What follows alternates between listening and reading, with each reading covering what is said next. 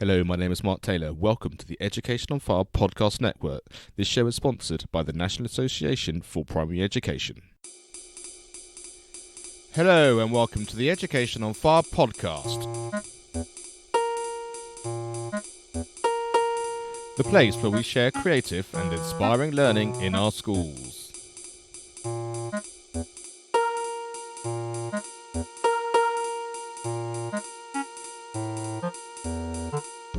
Hello, welcome back to the Education on Fire podcast. My name is Mark Taylor.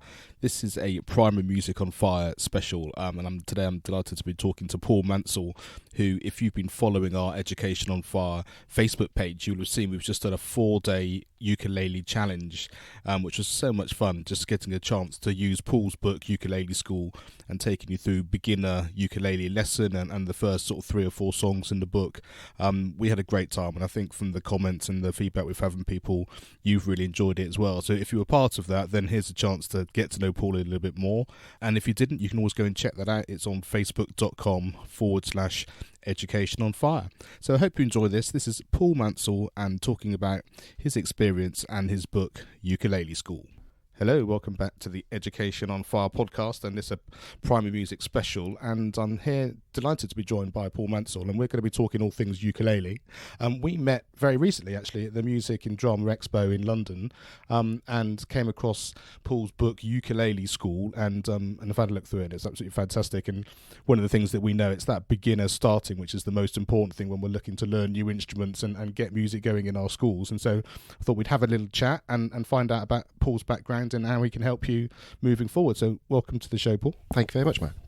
So let's start exactly there. A bit of background. How did you get into playing, and exactly, you know, the range of things that you do as well? I can see as we're sat here, you've got guitars as well as ukuleles and all that kind of thing. Anything strummed, I guess, is a starting point. Pretty much. I guess relatively, I was a late starter in today's terms. I picked up a guitar when I was 15 years and 9 months. So there's some accuracy for you.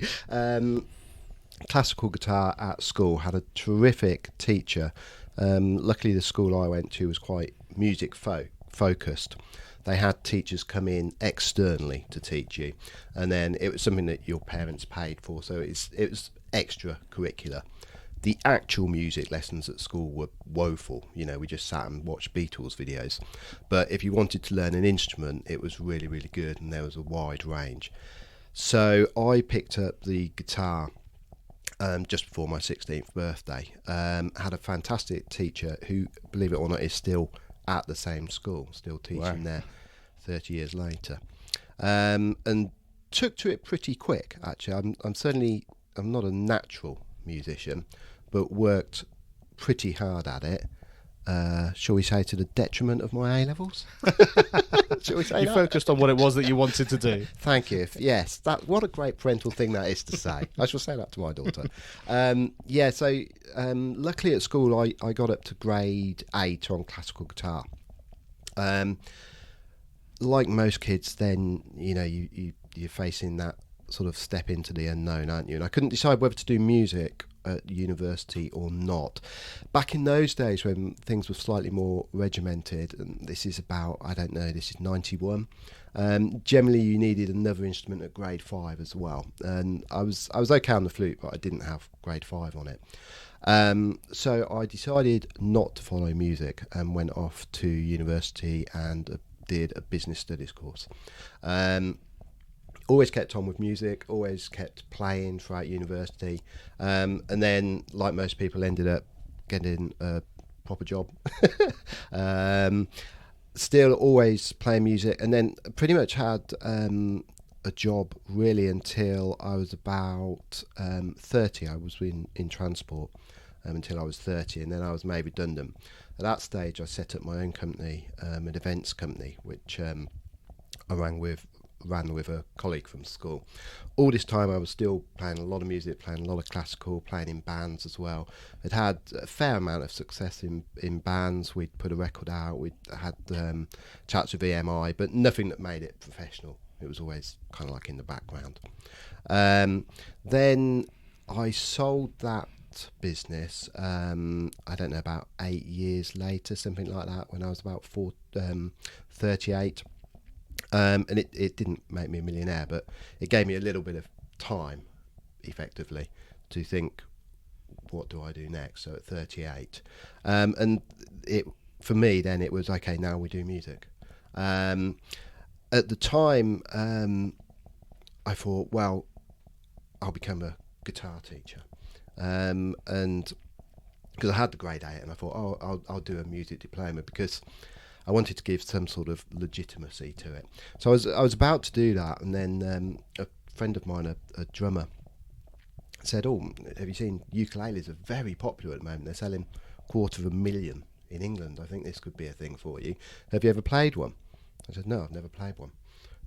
So I ordered one from the internet, and that one sat behind you, the bright red one. Well, yeah. And it duly arrived, and I think within 3 seconds I knew that was it. Just loved it. And the great thing was the ukulele was then changing quite a lot. It was going from being, George Formby playing When I'm Cleaning Windows to being a sort of semi-respected instrument. So much so that VCM, the Victoria College of Music in London, they had recently set up so that you could do a diploma on the ukulele, which at the time was quite groundbreaking, really. So I thought, that's it, I'll do the diploma on the ukulele. I think I was the second person in England to do it, and that was great. It was hard work. It took me a year to do it. Luckily, the ukulele is very similar to guitar. The fingerings are similar, and the chord shapes are very similar. It's only got 4 strings, so it's, in some ways it's more simple. So did the diploma, got 95% on that, and got an honours, which I was really, really pleased with. And again, that for me, it sort of helped legitimise the instrument a bit, because it's always seen a bit of a novelty instrument, the ukulele. So then set up teaching guitar and ukulele. I initially taught a 5-string banjo as well, but there wasn't much demand from that. That kind of fell from grace, shall we say, the banjo, replaced by the ukulele, and hit the ground running. So that's effectively 10 years ago, I think, now. So yeah, converted my garage where we're sat now. Within a very short period, I would say 6 months, had enough students to do it full time. And in terms of, like we've chatted just before, in terms of it sort of completely filled up your days in terms of doing that. So is it a selection of adults and children? I guess children are generally in school during the school hours. And so if you're just doing it from home, is it a selection of all sorts of ages? Yeah, it is. You're right. I mean, most of the people in the day are retired or self-employed. So, for example, on a Tuesday, I have, I think, 7 lessons in the day. And they're mostly retired people or self-employed who can fit it around. Most of the evenings are children, but my range is from, I think my youngest student is 5. Currently, my oldest is 84. The ukulele is pretty popular with the older generation, I think, because it quite suits old style music in many ways. And I think because a lot of people think it's a relatively easy instrument, which in some ways it is. That it attracts a lot of old people, so it's not unusual for me to get a phone call from an octogenarian.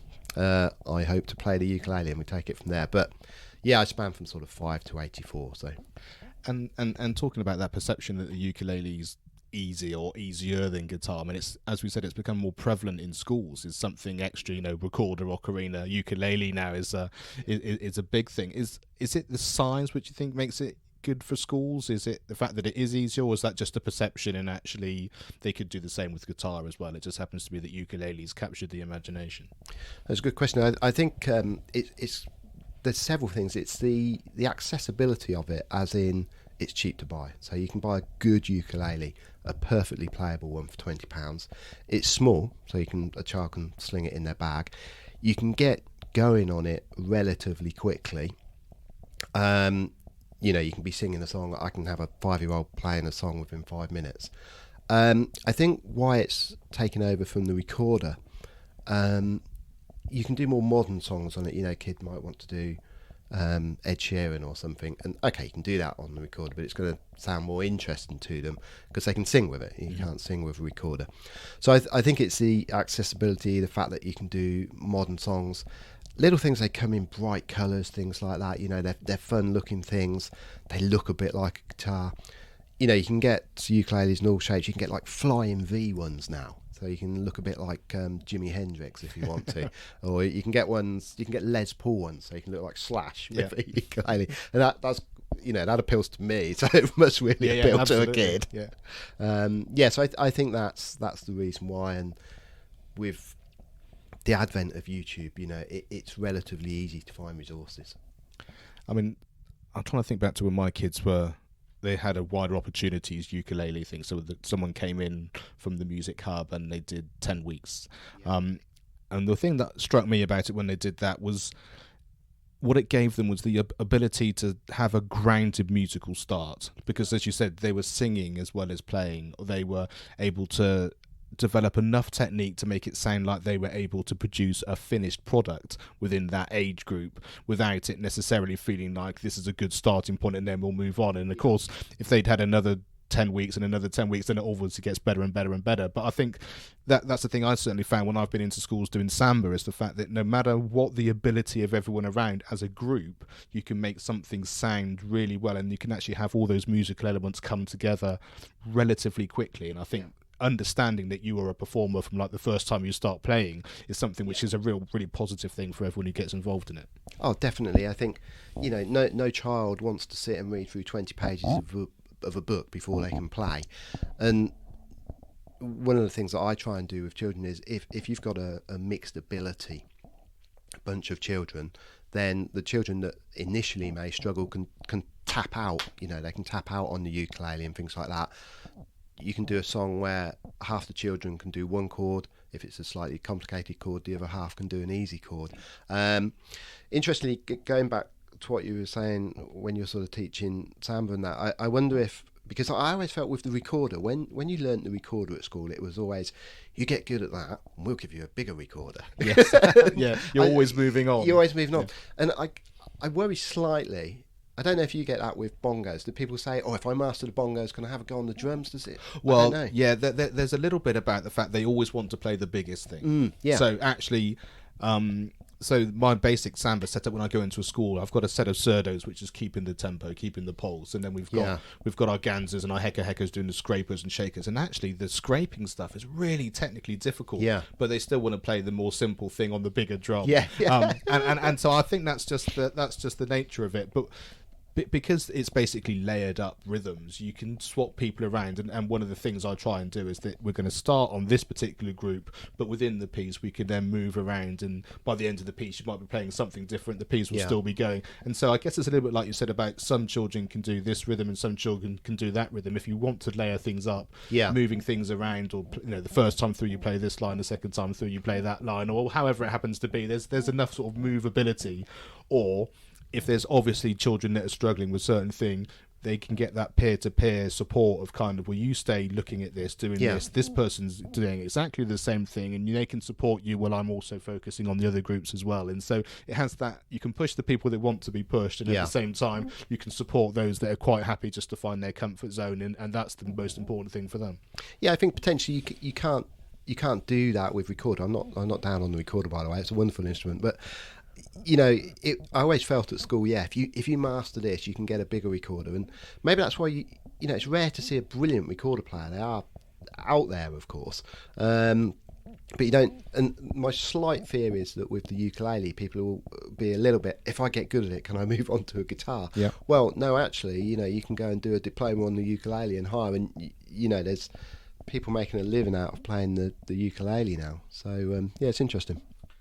I mean, we've been talking about here that a lot of your lessons you're doing privately from your home, which works brilliantly. But also going forward, you have the ability to affect more and more people, and that's kind of where your books come in, and that kind of thing. So take us, how did that journey from kind of doing individual lessons in from home transfer into having this sort of big audience that's coming from that? Yeah. Well, initially, when I started teaching the ukulele, I realised that there wasn't that much classical stuff for ukulele, which again I think was, from I don't know if you want to call it snobbish point of view, put some musicians on. They don't want to play when I'm cleaning windows. So I fairly quickly worked out that you could play classical music on the ukulele, and I wasn't the first person to do this, but I was at the beginning of it. I can't take credit for it, but I was there quite early on. So I started transcribing works by Taraga, Cooley, people like that, classical guitar pieces to the ukulele to teach in my lessons, because I wanted to do more serious stuff on the ukulele and show what it was capable of. I ended up with 30 pieces that I'd done this for, and I was really pleased with it, and my students, young and old, seemed to really enjoy it. Effectively, if you play them a classical piece on the ukulele, most people are like, oh wow, I didn't know you could do that. So I then thought, you know what, I think I'll self-publish this book. It could do okay, and it'd be nice to get it out there.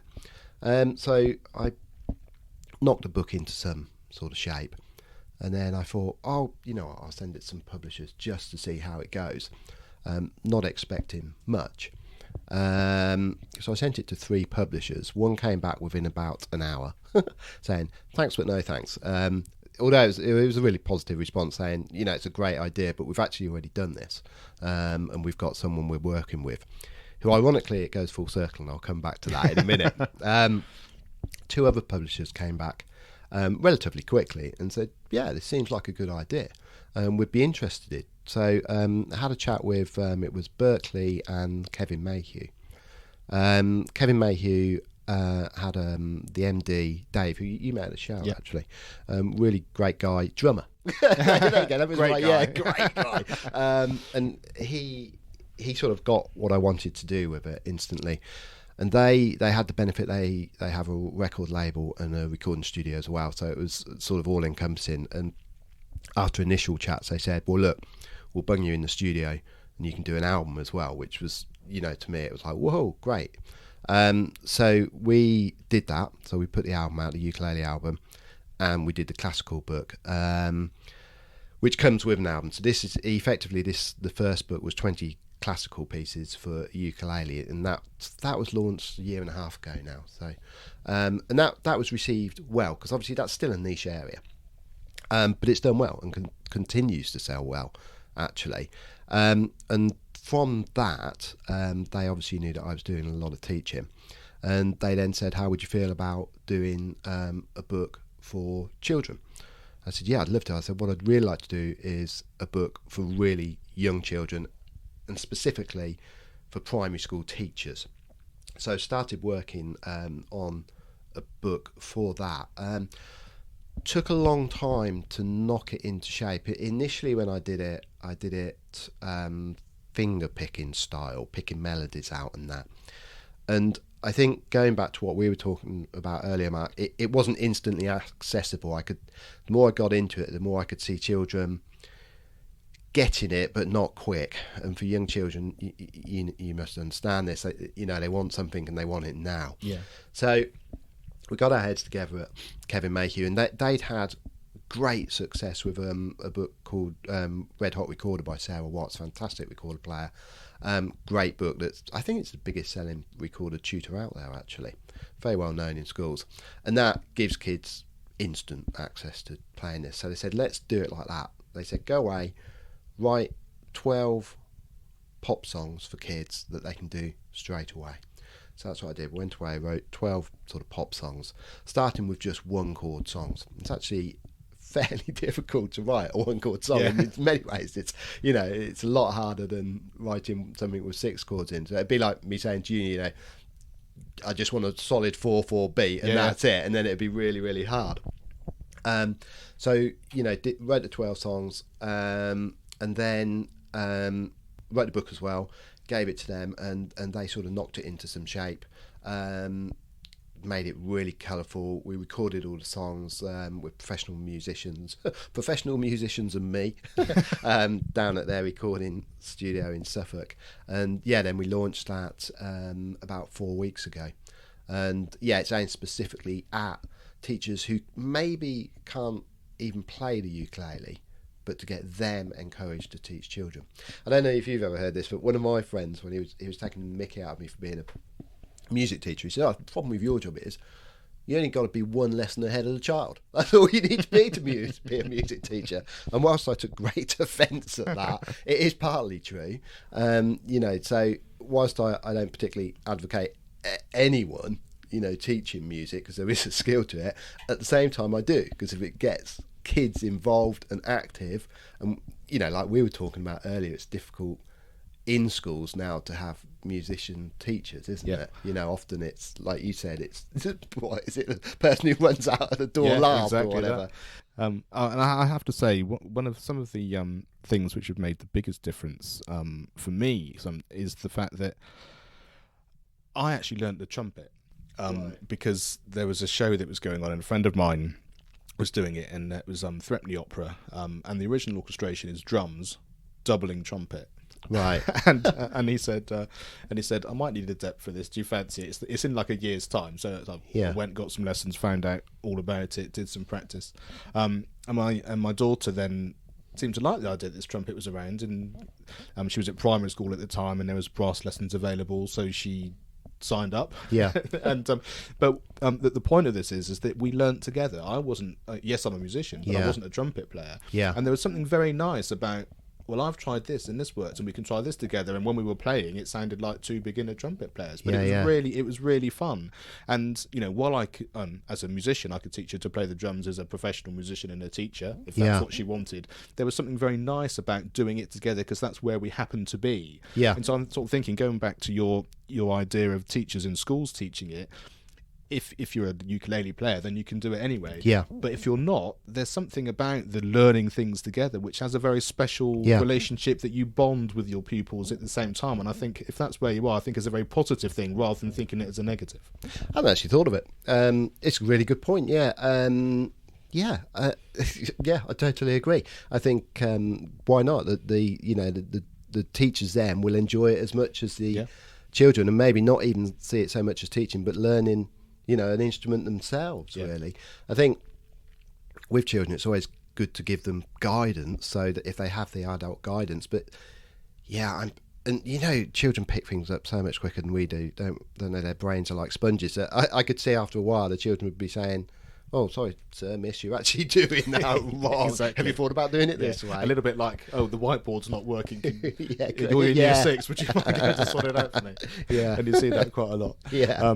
And one of the things that I really liked when we were at the Music Expo was the fact that it's all encompassing, in as much as you have the book which takes you through from, you said, that really beginner step all the way through, but actually the Music Hub service they've got with it as well, where you've got videos of you playing, explaining the instrument and that kind of thing. That's a really great package to have then, isn't it, to be able to see it as well as hear it and read the music and all that kind of thing together. Yeah, so the book is standalone on its own. It comes with a CD with the song, so anyone can pick it up and either teach themselves, or the aim is that they will teach it in primary schools. It follows national curriculum and all that.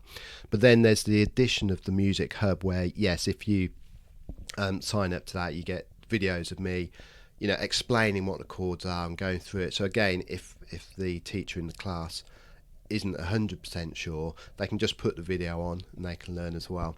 And it comes also with lesson plans, because we wanted to make it as easy as possible, in effect, for the teacher, because teachers, they have a lot of work. They're bogged down with paperwork, and the thought of them having to do lesson plans and that, if we can just get them up and excited, they think, that bit's done, I can just encourage the kids, and within 5 minutes have the kids singing a song.